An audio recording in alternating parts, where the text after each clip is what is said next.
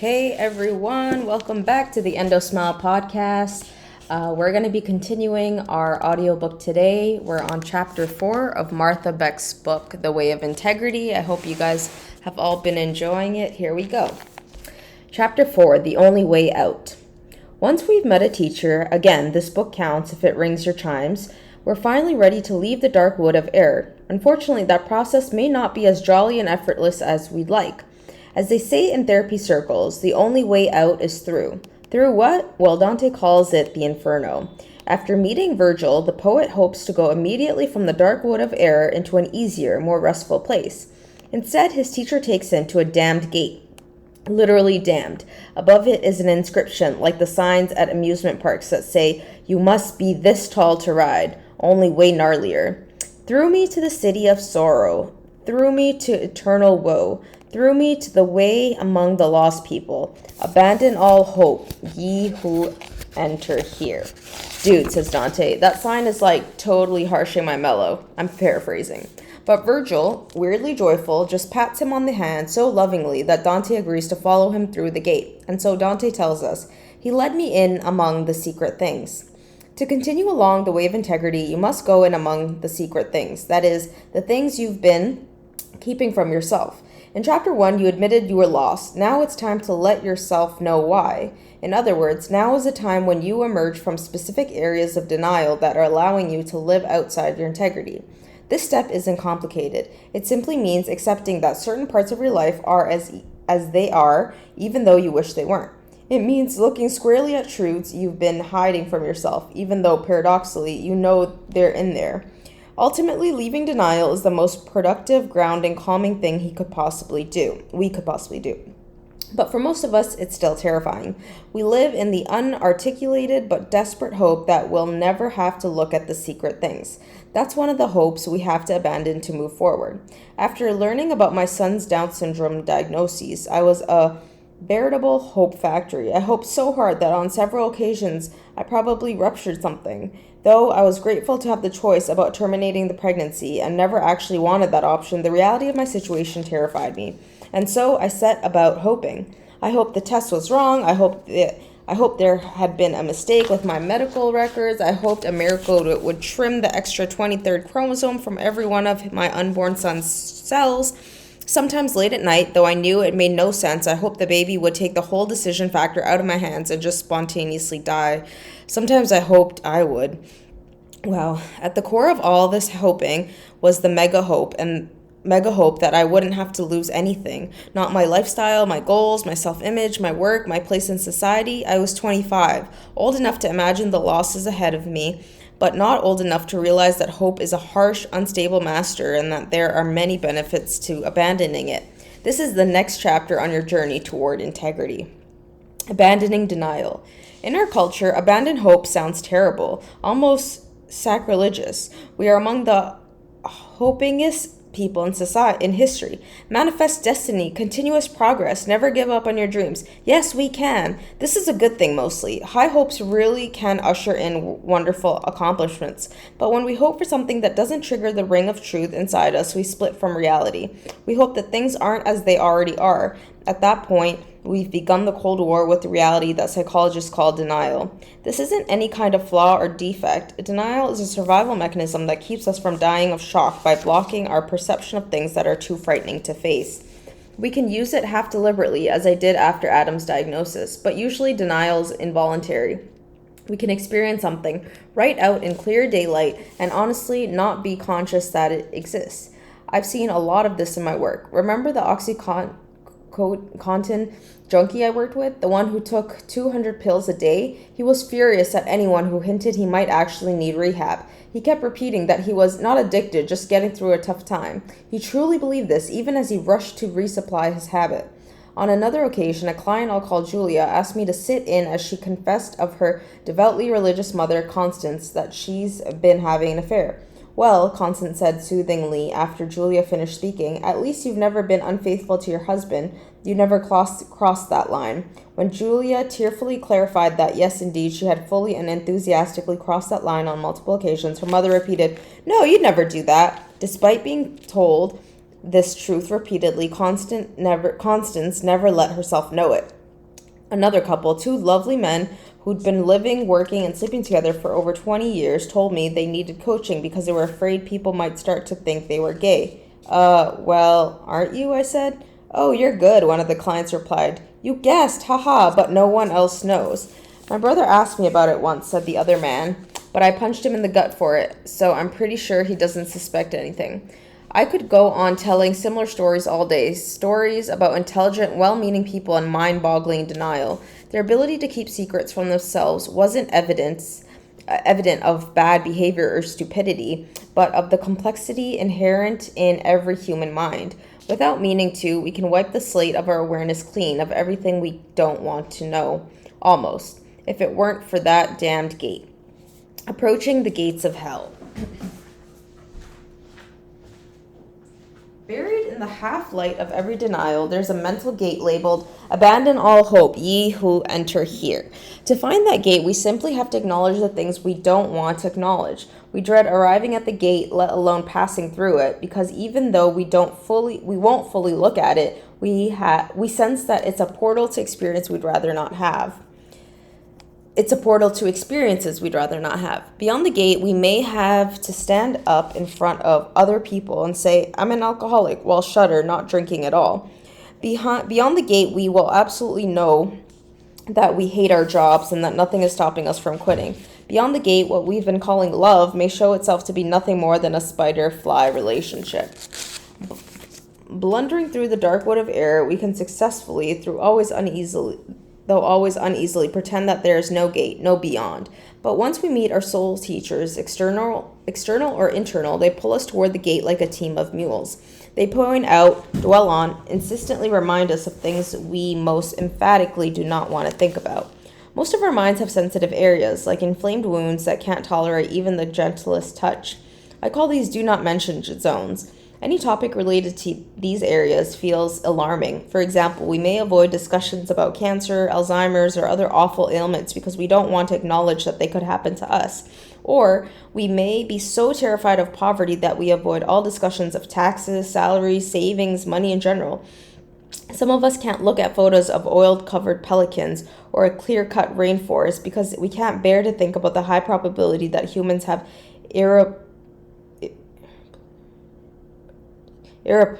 irreparably broken our home planet. So, what are your flinch areas, your do not mention zones? Whatever you least want to know, whatever makes you most fidgety, uncomfortable, irritable, and anxious is the general area of the gate of hell. Approaching that gate is the next step toward integrity. I wish I could say otherwise, but I can't. What I can do is tell you that what Virgil said to Dante. Here you have to find a way to kill your own cowardice. Be brave, my friend. You don't have to figure out your whole life right now. Just take one step toward the gate by identifying some things you do not want to think about. All right, here's the exercise. My do not mention zones. So step 1, finish this sentence. Some topics, people, past experiences, or world events I do not want to think about are, list as many that come to mind. Okay, I'm going to go ahead and fill. Each troubling topic you just listed houses a gate to hell. We'll be working with one of them for the rest of this chapter. Since most, let me just add one more here. Since most of us have many sensitive zones, many gates, it may take several iterations of this process before we resolve every issue and come into total integrity. For now, we're just going to work on a single area. This will teach you the technique you can eventually use on other issues, ultimately bringing your whole life into harmonious alignment. All right, step 2. Now, I'd like you to choose a workable do not mention zone for this moment. Some do not mention zones are truly devastating. A loved one's impending death, an overwhelming betrayal, a memory of being physically attacked.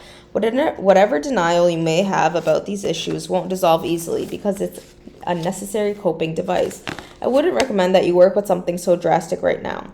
As a veteran self-helper, I have to assume that you may be working through this book on your own without a counselor or even a friend to stay present with you during the process. If so, it's even more important to choose a do not mention zone that feels uncomfortable but not terrifying. If you're harboring trauma you sense would totally unglue you, I beg you to get a trained therapist as a soul teacher to help you through that gate. Right now, I'd like you to choose a minor gate, something unnerving but not shattering. For example, maybe you've learned about some faraway natural disaster on the news. Maybe your cat is losing some of his pet, and you haven't really faced the fact that he'll probably die much sooner than you will. Maybe no one you love is in danger, but you can't stop worrying about the possibility of freak accidents at amusement parks. Poke around your brain and find a problem like this right now. Write it here. My troubling but not devastating do not mention topic is, and then you can fill. There's only one way out of the discomfort you feel about this topic. You have to stop avoiding your thoughts and feelings. You have to admit the truths that make this issue so uncomfortable to face. Those truths are hellgates. If walking right up to them sounds like bad advice, remember that a hellgate is the only way out of the dark wood of error. Even so, it's usually hard to approach disagreeable truths at a solid stride. What with denial,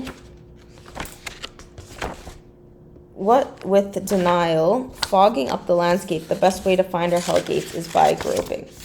Step 3. After reading the last few paragraphs, you may have suddenly realized you need to alphabetize all your cleaning products or learn to play the banjo or visit Norway. That kind of distraction and avoidance is part of denial. If you want to stay in the dark wood of error, then fair play to you. Go plink away among the Jords and I'll catch you later. But if you're interested in attaining an inner peace, think of the do not mention topic you just wrote down and move on to the next step. Step 4. Complete the sentences below with whatever comes to mind. Try not to overthink. Just write down anything that pops into your head. Remember, this is all in relation to the topic you identified above.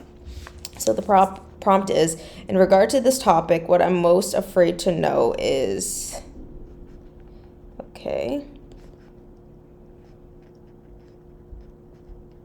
In regard to this topic, what I'm pretending not to see is... In regard to this topic, what I don't want anyone else to know is...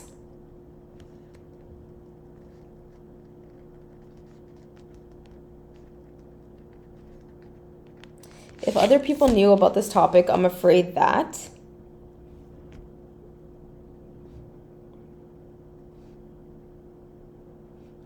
Okay, that's enough for now. Stop, breathe.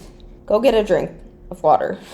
Also, give yourself a congratulatory pat on the back. You just did something so difficult many people never manage it. You've taken a huge step toward freedom because the reason you've been wandering in the dark wood of error is precisely to avoid the thoughts and feelings you've just stopped avoiding. Thinking about them deliberately, asking these hard questions, brings you straight up against your own personal hellgate. This is always a bit scary, so please go easy on yourself, but keep reading. The next part won't be as bad as you might imagine. Okay. What to do when you reach a hellgate. Even taking a quick peek at a secret we've been keeping from ourselves, as you did by finishing the sentences above, sends most people into a mental spin, if not a panic attack. As we approach hellgates, our minds generate catastrophic fantasies. We visualize all sorts of horrendous outcomes. We fret over what people will think if our worst fears are realized. We may feel desperate to control every possible outcome, prepare for every contingency, prevent every calamity. But beneath this effort to control the universe, we feel a dreadful, deeper truth. The universe is not ours to control. I gradually reached this point, the point of abandoning all hope after Adam's diagnosis. Seeking advice from various experts didn't soothe me. It just kept pushing me closer and closer to the damned gate. No matter how much I learned, the bottom line was that I couldn't control my son's future. I couldn't control my own life. In fact, I realized to my complete horror, I couldn't control anything. My baby could be born genetically normal and still get snatched by dingoes or hit by a meteorite. I couldn't know what would happen to him, me, or anyone else, except that we will all eventually die. This was a central fear for me, a true gateway into hell, but my circumstances wouldn't let me avoid it. After a while, I stopped my frenzied research into Down syndrome and all its complications, research that had been helping me avoid my feelings by masquerading as a possibility of control. At that point, I went into a sustained state of absolute, unbearable fear. It felt as if I were spinning in an infinite cold vacuum where only suffering was real. Wow. Whatever Hellgate you wrote down on the last exercise, you may need to repeat that advice Virgil gave Dante as they approached the gate in that long ago dark wood. This is the place where all cowardice has to die. There's no way you can make it through the next steps without being brave, but I'm delighted to tell you that after smashing right into several of my own Hellgates, generating so much fear and misery, I found a better way, the way of integrity, and it is surprisingly gentle. How to kill your cowardice. One day, as I sat terrified and nauseated in the very shadow of the Hellgate labeled, "You have no control," a soul teacher managed to connect with me. That teacher who brought me my first measure of comfort since Adam's diagnosis was a singing snake. At the time, my parenting, I use the term loosely, involved playing many Disney videos for my 2-year-old daughter, Kat. That day, I had plugged in the Jungle Book and then lain down on the couch, ostensibly working on a term paper, but actually just roasting in my familiar, intolerable blend of hope and fear. As I lay there, something odd happened. One particular song from the Disney movie threaded itself into my attention and wouldn't let go. I'd been completely oblivious to all the previous songs, but for some reason I couldn't ignore this one. It filled up my mind even as I tried to concentrate on something else. The singer was Ka, a python, who tries to hypnotize the little boy Mowgli in order to eat him. The lyrics go like this: "Trust in me, just in me. Shut your eyes and trust in me.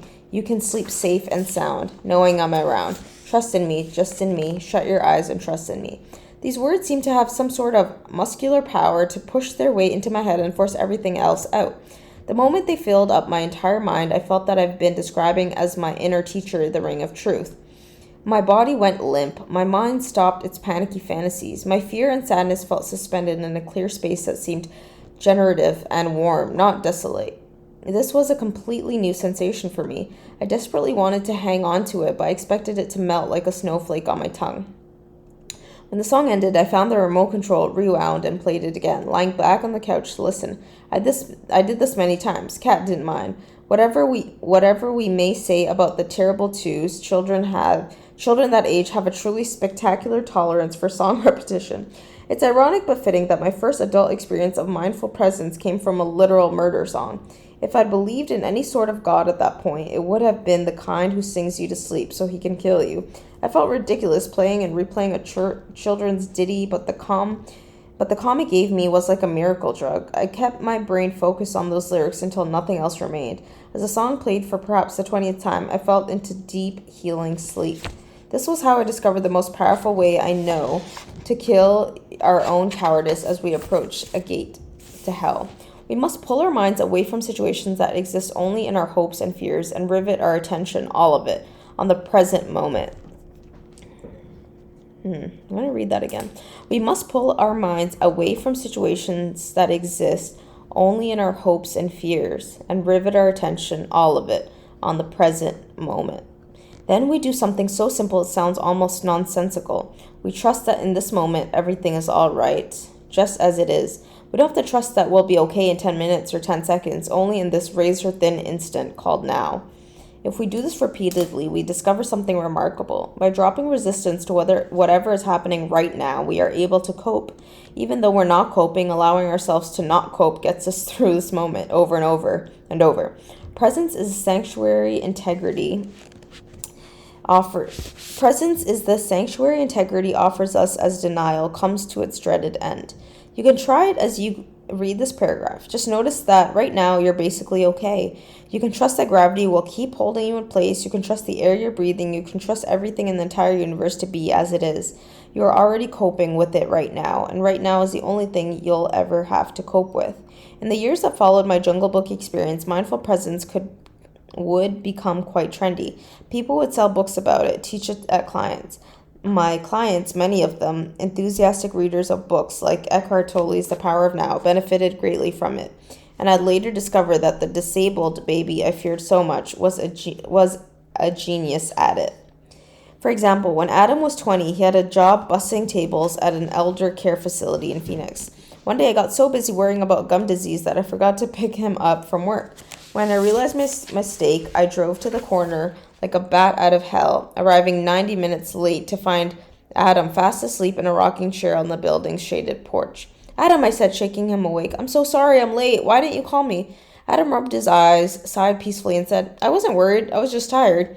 He hadn't spent 1 second of that day being a tragically disabled young man forgotten by his loopy mother, wondering if and when help would come. He was just a tired guy in a comfortable chair on a sunny day, ideally situated to take a nap. 20 years earlier, thanks to Ka the python, I took my first faltering step toward Adam's mastery of presence. Listening to the words "trust in me" over and over, forgot to be a suffering woman faced with the loss of all I held dear. I was just a person on a comfortable couch, watching a video with my adorable daughter. I wasn't worried, I was just tired, and then I was asleep, and there was literally no suffering at all. Exercise, the surrender all meditation. When we feel most helpless and mute, says the poet Rumi, a stretcher will come from grace to gather us up. I like that. When we feel most helpful and mute, says the poet Rumi, a stretcher will come from grace to gather us up. Whatever gate of hell you may be facing, you can drop into the stretcher from grace, the present moment. You can handle the entire universe being as it is in this precise moment. Look, you just handled it. There, you did it again and again. You are crushing this. To get even better at this, try this exercise below. Reread what you wrote as your do not mention topics in step 2 of the previous exercise. Whatever thought made you most uncomfortable, allow it to remain in your mind for now. However you're feeling, edgy, irritable, depressed, just let yourself feel that way for now. Sit in a comfortable chair or lie down. Make sure you're warm. Put a fuzzy blanket around you if need be. Get cozy for now. As you sit or lie there, notice how your breath goes in and out. The first thing you did when you entered this world was breathe in. The last thing you'll ever do is breathe out. Wow. Watch your breath reliably, keeping you alive without any effort on your part for now. On an inhale, think the words, I allow everything in the universe to be as it is in this moment. After all, you can't make it different in this moment, so just stop trying for now. As you exhale, think, I surrender all resistance to the universe being as it is in this moment for now. Continue to think, I allow on every in-breath and I surrender on every out-breath. I don't have to surrender and allow any moment but this present one, but in this instant, let it all be. Accept every out-breath as a death of this fleeting moment, every in-breath a rebirth to this new one. Relax into the rhythm of letting go and opening up for now. Consider the uncomfortable thing you wrote down in step 2, your do not mention exercise. Allow everything about the situation to be as it is for now. Surrender all resistance to its being as it is for now. If you keep this up for a while, allowing the surrendering to everything inside you and everything around you as at this exact time and place, you'll eventually notice that part of you is fine. It isn't even afraid of that damned gate, that scary thing that you've been avoiding by staying in denial. This unworried part of you, which never denied reality and never divided against itself, is pure integrity. It's your inner teacher putting a comforting hand on yours, telling you everything's okay. I woke from that epic python-induced nap and recommenced hoping. I hoped through the final weeks of pregnancy, through several hours of labor, but as a team of specialists delivered Adam and wrapped him in a hospital blanket, I got a glimpse of his tiny right foot and saw that the big toe was a bit farther away from the others than one might expect.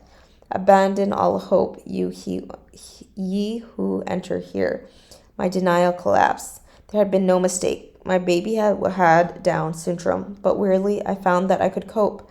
I didn't have to do much about it right at that moment. Just let my body finish delivering the placenta, which Lord knows I wasn't doing deliberately. Once more, I let go of hope and came home to what was happening now. Here's what was happening. A young mother lying on a delivery table, a beautiful baby drawing his first breaths and waving his tiny arms just like every other person ever born.